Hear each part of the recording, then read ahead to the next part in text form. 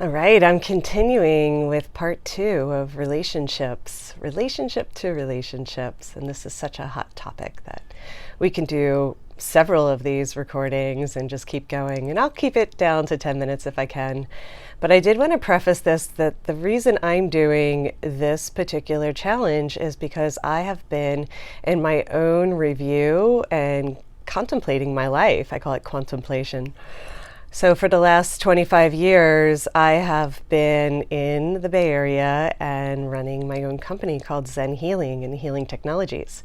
So we're coming up here on the 25th anniversary. And for the last few weeks, I've been writing out pages and pages of different reflections that I have been in and just reviewing my life. I'm also coming up on my 50th birthday this summer and looking forward to celebrating that. And in this process, I wanted to really do something with this information I was gathering and offer it up in some sort of medium.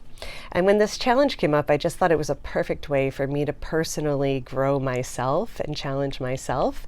And so this is really a big growing edge for me, but it's not really to offer you a 6-week course at the end or give you 50% off some of the other programs that I've done. I'm really just doing it for me. And I thought that would be a great way to start because I did have some questions about if I was offering a course or why I was doing this. And I do encourage you to do something similar. Whatever resonates for you. It definitely doesn't have to be video. You can just share with friends. But when we do it together, it is so much more fun. And I've been having some great conversations around that. So thank you guys for those that have been sending me messages or encouraging me or asking me questions. I will respond to any questions that you're asking me about my world too. So I wanted to get into my particular journey, particularly when it comes to marriage and children and things like that. Because one of the fun facts that you might not know about me is I've had a hyphenated last name since the beginning of my adulthood, since the age of 18. And no, I've never been married and I've never really wanted to have kids. I've been on an unusual path and a more alternative path. And I think that we're all here at this time to really experiment and create a different relationship to relationships that is outside of the traditional ways that it's been used. I do really take to heart that I am, in my eyes, the first generation female that has more empowered choice about how to live my life. And so I remember even back in high school when I mentioned to one of my teachers that I didn't want to have children, and he said, well, then you're not a real woman. And I was really taken aback by that comment. How does that equate to not being a real woman? But he was addressing some of the deep-seated belief systems we have in the society about what a woman is and what that looks like and our roles that we play. So I'm also going to preface that in no way, shape, or form am I a relationship expert. I really have a passion for understanding the male-female dynamics and just our human experience in general, and to look at these different gender roles that have been assigned to us, and if that's something we really want to continue to play out, and just get curious and question some of that. Just questioning some of these things is enough for us to get clear about what's important to us. So I've never been married, I never wanted to have kids, and I have had some relationships where the person that I was with really thought I would change my mind or was hoping I would change my mind. And I thought that was also really strange, that if I would tell somebody my truth, that they would doubt that in some capacity or think it was something that they were going to hope that it would change. And then that, of course, really deeply affects our relationships. So I have created the programs in my life because they are really skills and tools I wish I would have had growing up. And so then I want to do something with that pain that I've experienced and turn it into a passion. And that's how we can move forward in a good way. So a lot of the things that I offer are actually things that I wish I had in my life when I was growing up. And one of those is really beautiful role models of what a healthy relationship looks like. And a lot of times we wind up just mimicking the experiences that we've had in childhood or the relationships that were primary to us. We wind up repeating some of those patterns. And I think it's important for us to create our own value system and really start to modify our beliefs and conditioning to just see if they're really serving us, if that's really what we want for our lives. And if it is our choice, I honor every single aspect of people's personal journey, whatever relationship they choose to be in, whatever sexual orientation, whatever combination. I really do honor that. And I think that we are here experimenting and we don't really know. So it is by trial and error sometimes to figure out what do we really want and what works for us. So no, I'm not polyamorous. Somebody had asked me that, and I have a lot of friends, and I love and respect them for their choices who are in the polyamory world.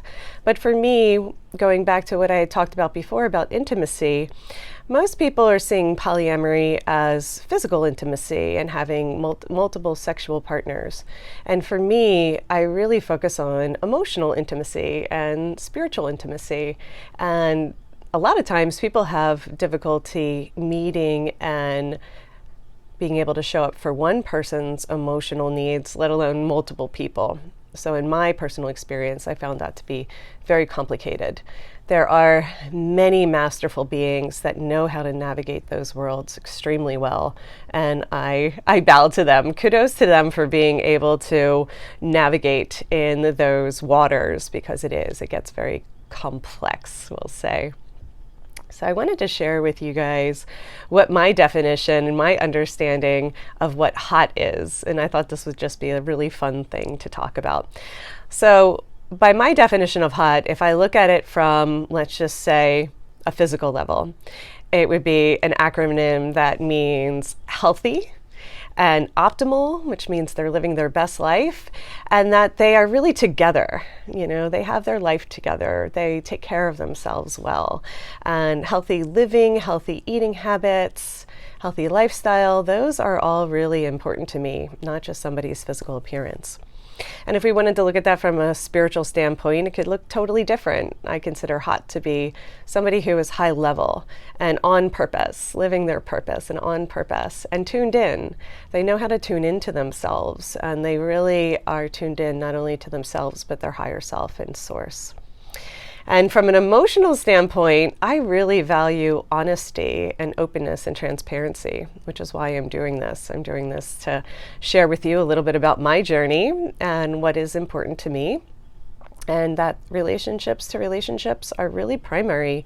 They greatly impact the quality of our lives. And that's what I have truly seen working with over 20,000 people over the last 25 years, is that our relationships that are primary to us deeply impact how we feel, our level of joy, our quality of life.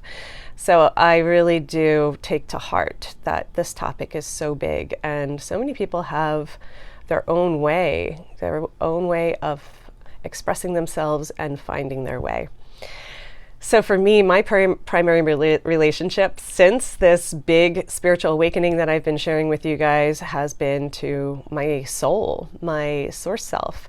And so what Spirit has told me is that our soulmate, who we're really looking for, is our own relationship to self. And so I've really highly developed myself in that way, and I've focused on that relationship.